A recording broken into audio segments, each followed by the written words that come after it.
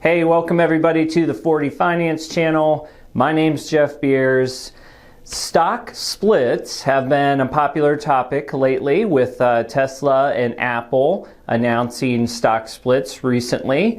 So I thought I would dive into the stock split concept a little bit and then take 5 of the most expensive popular stocks anyway on the market right now and give my odds for whether or not these stocks will end up splitting sometime over the next 12 months. Disclaimer, as always, my stock picks and projections are just my opinion for your entertainment. Please talk to a financial professional before taking on the risks of the stock market. But if you do enjoy stock market analysis, personal finance videos, and going deep on individual stocks, then please subscribe to the 40 Finance channel.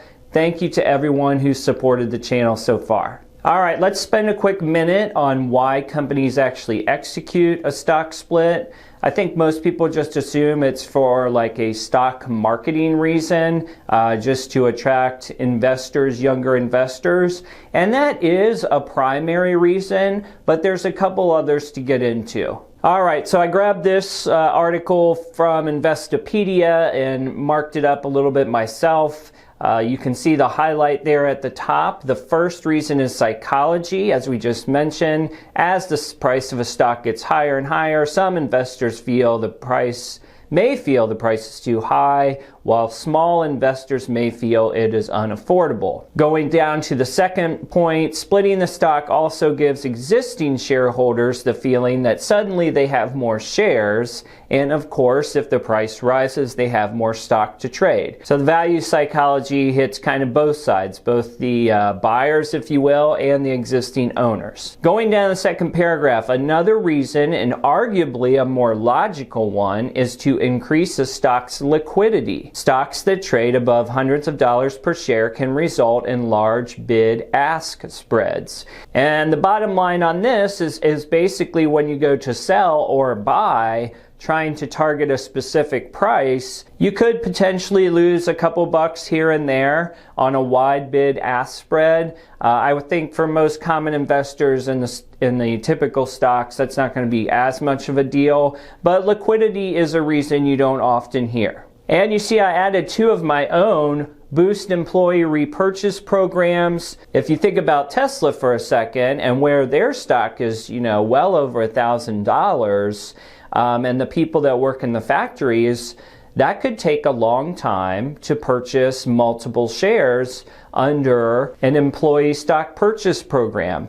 So bringing that cost down could actually increase participation in a stock purchase program, which is just good news for the stock, and it boosts employee morale. And number 4, DJA price sensitivity, should be DJIA, Dow Jones Industrial Average. On paper, that's supposed to be the 30 most valuable companies in the United States. It's a very weird index because it's almost like a membership or a club. And one of the things that they've seemingly done over the past is not include stocks that have a high per share price, because it overinflates their index. There's only 2 stocks that are over $200 in that index right now: Norfolk Southern and Apple. Apple, of course, was the counterpart who also recently announced a stock split. So you'll hear many analysts speculate that if your price of your stock goes over,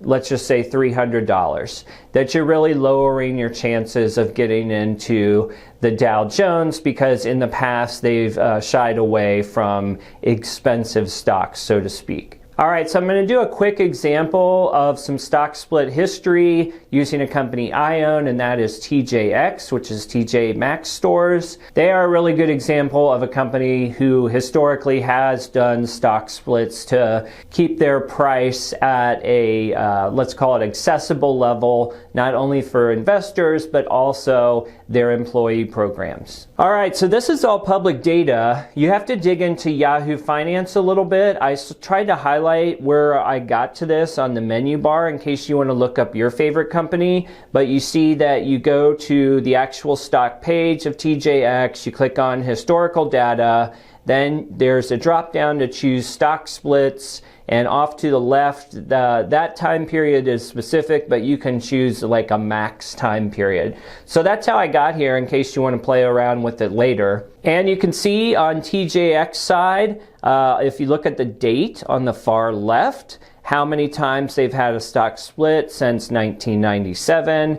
We've got 5 total. And just for fun, I kind of doubled up today's price to see where these 2-for-1s would land if, let's just say they didn't happen. And there's probably some other like inflation things I'm overlooking, but just for the sake of doing it so you could see, if TJX never split their stock back in 97 and the dates after, that share price today would be $18.24, assuming everything was constant. Now, at the same time, if it was $18.24 and there was no stock splits, then there would be far less shares of TJX available to investors.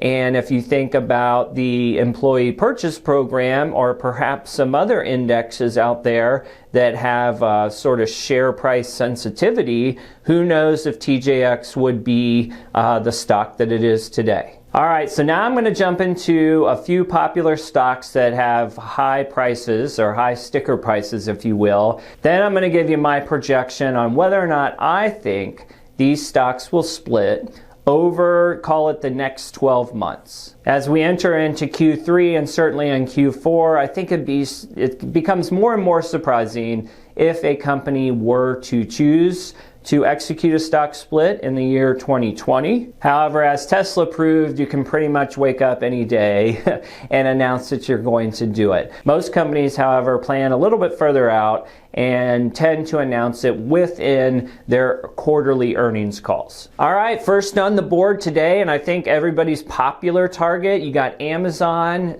stock price today at $31.62. You look at the bottom and you see from a historical perspective, outside of their basically IPO year, they have not historically done any stock splits.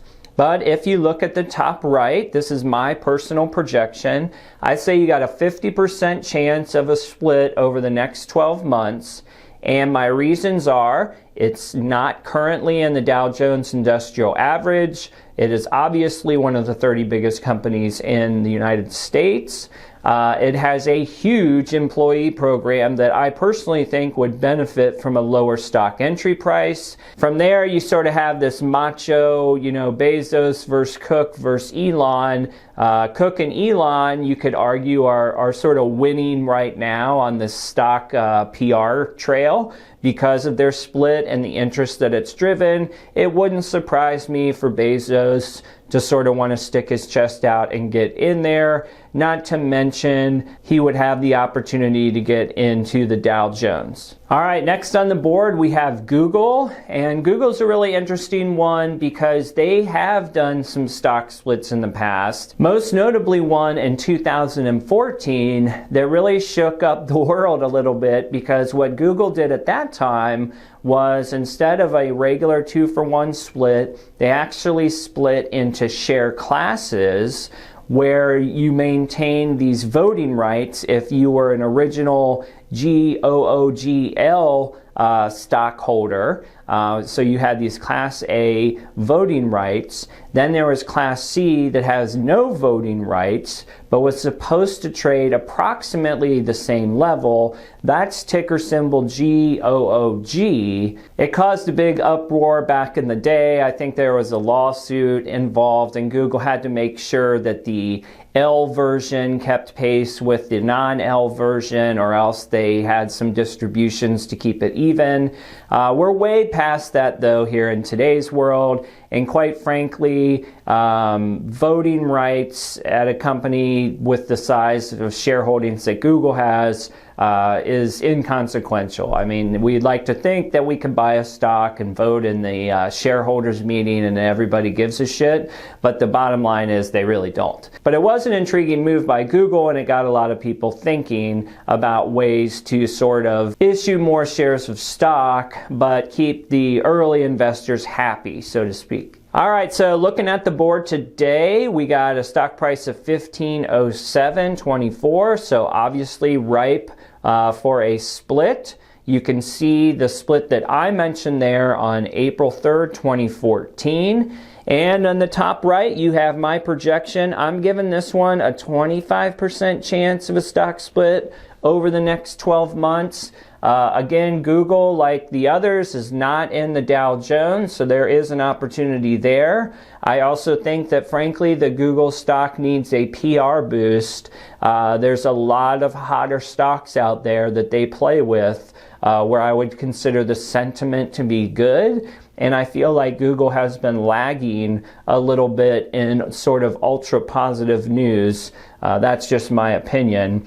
The only thing I don't know, though, is if the stock split from 2014, since you've already running two different ticker symbols, does that complicate a stock split fundamentally somehow within SEC rules and regulations?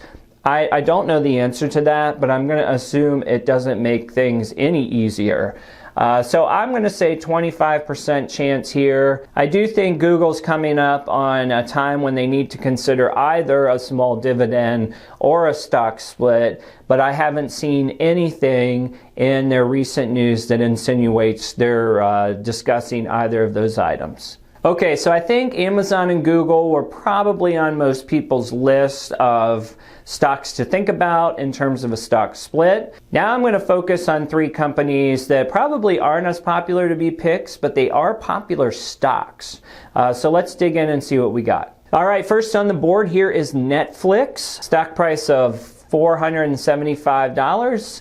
And you can see that from a historical standpoint, back in 2015, Netflix executed a 7-to-1 stock split. So this is not new territory for them. They also did it back in 2004.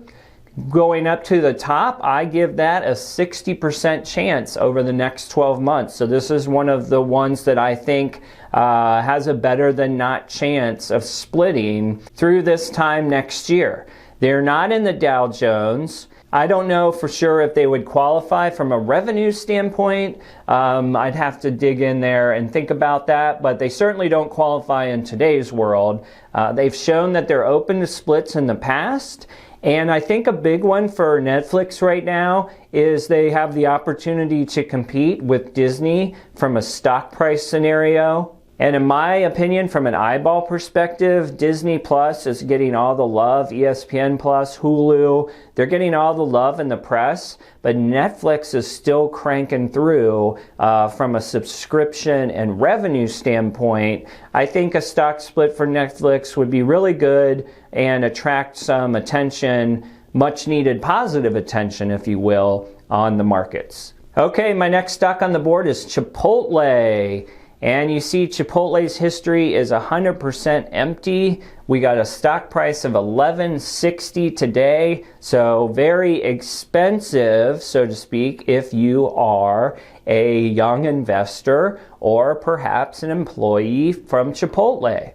I'm giving them a 20% chance. They're not in the Dow Jones, but they have no history of stock splits. I think that they could make a very good case for their employees to bring this price down and incentivize the employee benefit program. I think it would be a huge win. There's just really been nothing with their CEO that suggests he's interested. Remember, this is a guy who basically gave McDonald's their investment money back because he was happy to not run a franchise model and he wanted to sort of do things his own way. So there's not much here to indicate that they would do it. I, however, believe that if they considered something, it would have to be pretty big. I mean, it would have to be like a 20-to-1 stock split. They could really incentivize their offering with young investors and, of course, the employees at the lower end of the wage scale. All right, last one on the board, this nutty stock, Shopify. I think right before I recorded this, it got over $1,000. Congratulations if you made $1 bazillion off Shopify. You saw something that I don't see. You take a look at the Shopify odds. I really like them for a split. I think it's a prime target. This is a momentum stock.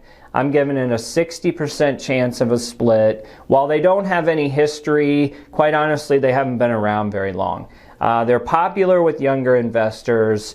They simply have more to gain than lose at the end of the day. If I'm Shopify, I would definitely consider a 10-to-1 or perhaps 20-to-1 just to keep the movement grinding with younger investors. That's certainly been their biggest fan base so far, and I think it will only add to their momentum going forward. All right, so there we have it. My picks on a couple big name stocks on whether or not they'll split or not. Which one do you think is going to happen next? Let me know in the comments. Thank you guys as always for watching. Please give me a like and subscribe. See you on the next video.